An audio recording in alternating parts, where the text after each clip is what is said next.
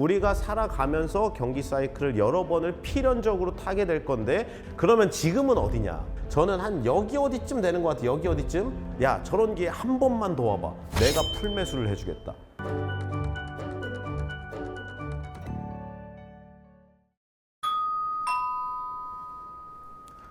안녕하세요, 한균수입니다. 한균수의 경제 사용 설명서 채널이죠. 이 채널 이름에 걸맞게 지금부터는 제가 야심차게 준비한 컨텐츠의 첫 번째 에피소드가 시작될 겁니다.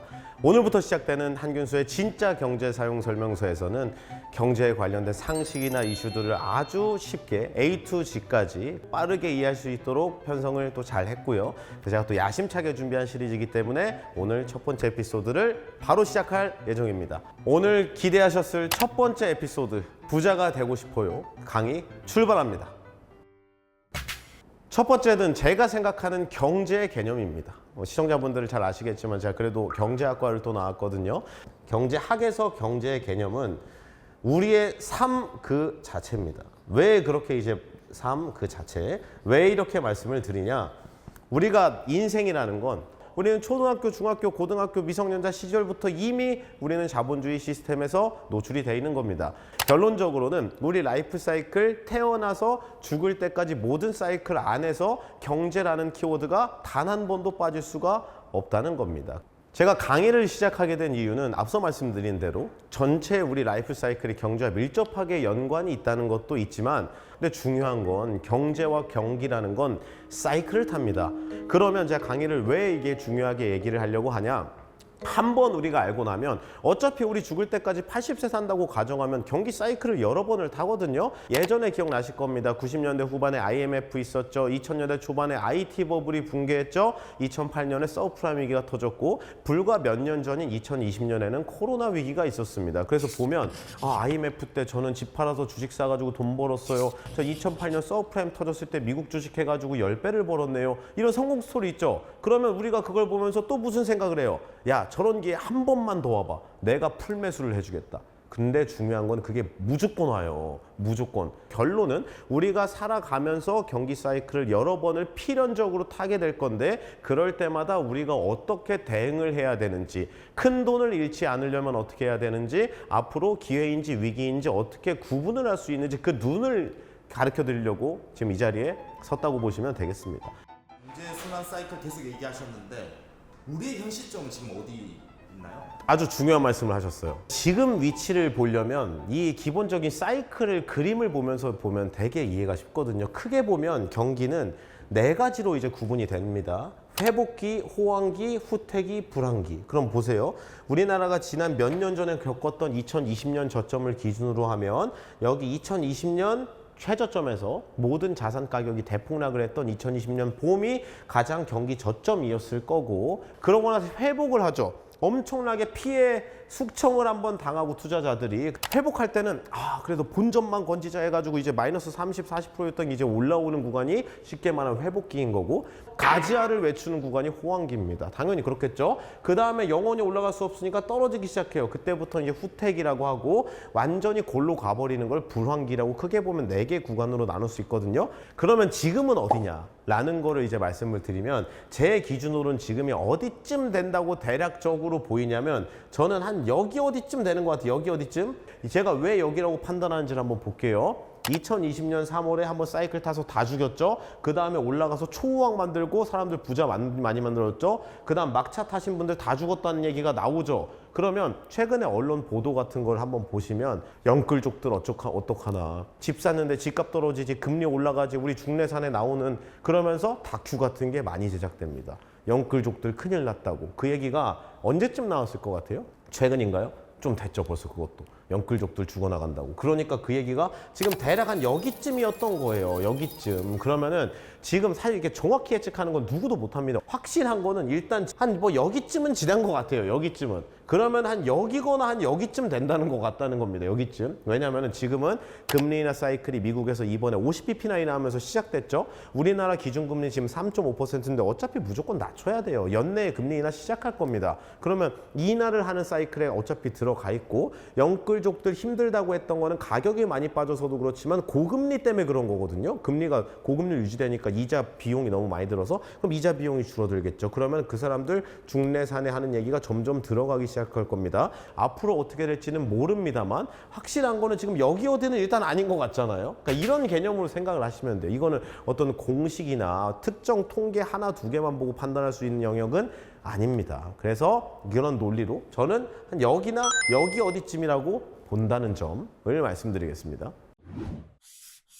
이번에는 제가 방금 전에 얘기한 건 되게 지난 4년, 5년 사이에 있었던 재미있는 사이클 얘기를 한 거잖아요. 100년 전 얘기를 한번 해볼까요? 재미가 없으실 수가 없습니다. 왜냐하면 이 경제학을 조금이라도 공부한 분들은 여기 계신 이분을 모를 수가 없어요. 어빙 피셔라는 분입니다.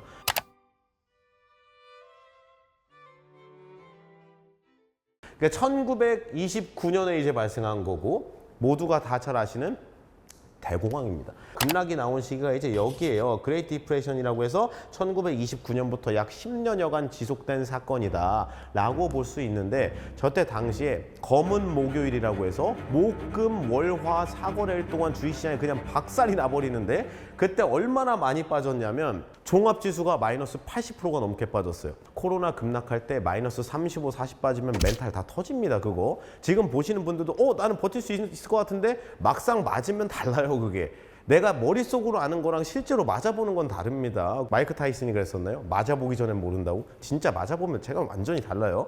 여튼 근데 그거 2배 이상 빠진 거예요. 주식시장이 이 정도 붕괴했다는 건 경제 자체가 완전히 골로 갔다는 거고 실제로 당시에 미국 경제가 골로 갔습니다. 그럼 그때 얘기를 하면서 이 어빙 피처라는 사람 얘기를 왜 하냐면 대공황 오기 전에 붕괴 전에 미친 폭등이 한번 나와요. 이때 자산 시장이 엄청나게 많이 올랐습니다. 그러니까 사람들이 무슨 생각을 했냐면 야 주식이건 부동산이건 어차피 안 떨어져. 무조건 올라. 맨날 올라 그냥. 그래서 우리가 코로나 직후에 증시가 폭등하고 부동산이 폭등할 때 무슨 얘기 했었죠? 우스갯소리로 카카오. 지금이야 카카오 뭐 주가가 막 4분의 1, 5분의 1 토막 났지만 아직도 기억나는 얘기가 있어요. TV를 켰는데 무슨 얘기가 나왔냐면 카카오는 오늘이 제일 싸다. 내일 사는 사람 바보. 진짜 그랬어요. 왜냐? 진짜 맨날 올랐습니다. 그러니까 그 정도의 믿음이 있었어요. 미국 주식시장은 무너지지 않는다. 미국 경제는 이제 영원히 내려가지 않는 그 한계를 뛰어넘었다고 얘기를 누가 했죠? 어빙 피셔가 있어요. 미국에서 경제학으로 원탑이신 분이 그런 얘기를 본인이 직접 하셨습니다. 그리고 중요한 거는 그 얘기하고 제 기억에 2달이 안 돼서 망가졌어요. 그러고 나서 올라오는데 10년 걸렸습니다. 10년. 제가 이 사람, 이 어빙 피셔라는 분 입장에서 생각을 해보면 얼마나 창피하겠어요. 내가 우리나라에서 경제학으로 제일 유명한 사람인데 정확히 거꾸로 얘기했잖아요. 그래서 이분은 어떤 대응을 했을까요? 이분이 공부를 하세요. 내가 도대체 왜 틀렸을까를 공부합니다. 무슨 이론을 내놓냐면 부채 디플레이션이라는 얘기해요. 부채 디플레이션. 이거를 잘 알아야 돼요. 이게 경제학의 아주 간단한 지난 100년간의 역사를 꿰뚫는 얘기인 겁니다. 디플레이션은 뭔가 물가가 떨어지고 그런 걸 디플레라고 하잖아요. 그럼 부채는 뭐예요? 빚이죠. 그러면 생각을 해보세요. 이게 미국에서 대공황이 터진 이유가 대공황 터지기 직전까지는 어차피 무조건 올라. 무조건. 그냥 당장 오늘이라도 사. 해가지고 당시에 투자자들이 어떻게 했겠어요? 내 돈으로 샀을까요? 아니에요. 풀대출을 받습니다.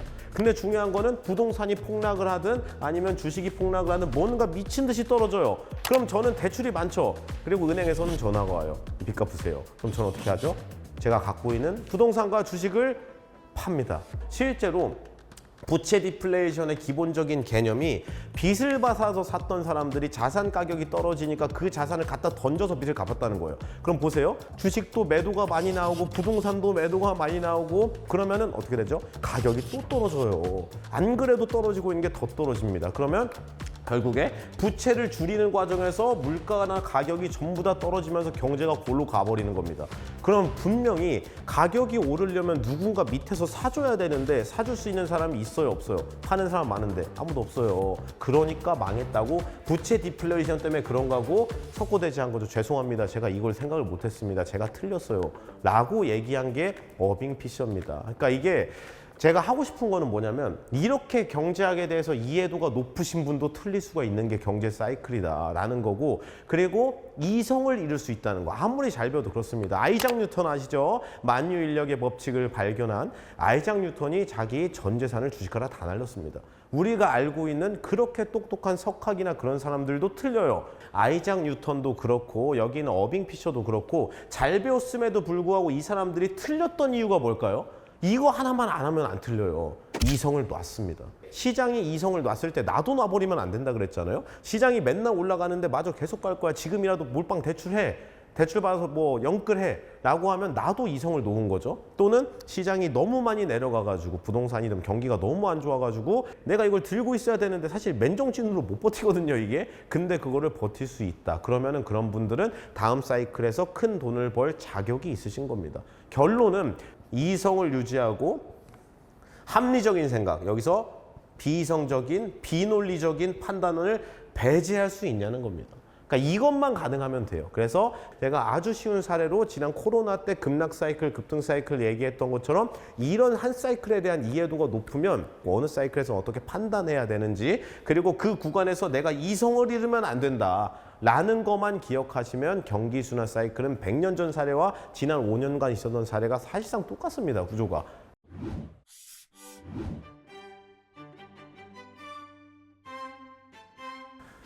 한균수의 경제 사용 설명서 에피소드 1 부자가 되고 싶어요. 어떻게 유익한 시간 되셨나요? 이번 강의에서 사이클에 대한 큰 틀의 이해를 하고 넘어가시면 완벽하게 이해하신 겁니다. 그래서 한균수의 첫 번째 에피소드였던 부자가 되고 싶어요는 여기서 끝! 코로나 당시에는 대표님 잘 대응하셨습니까? 저는 코로나 당시에 내려올 때 그 충격을 고스란히 두드려 맞았죠. 실시간으로 돈이 녹아요. 오늘 밤에 자고 일어나는데 내일 장이 안 열렸으면 좋겠다. 근데 확실한 거 뭐죠? 이게 자산의 가격이 이성을 잃은 가격이라는 건 제가 정확히 압니다. 그리고 돈이 있으시면 더 사세요 라고 얘기를 했었죠. 그래서 저 때도 다이렉트 두드려 맞고 그 다음에 올라오는 것도 그대로 다 탔습니다. 그래서 저만 탄 게 아니라 다른 분들까지 다 태워드린 그런 기록이 있죠.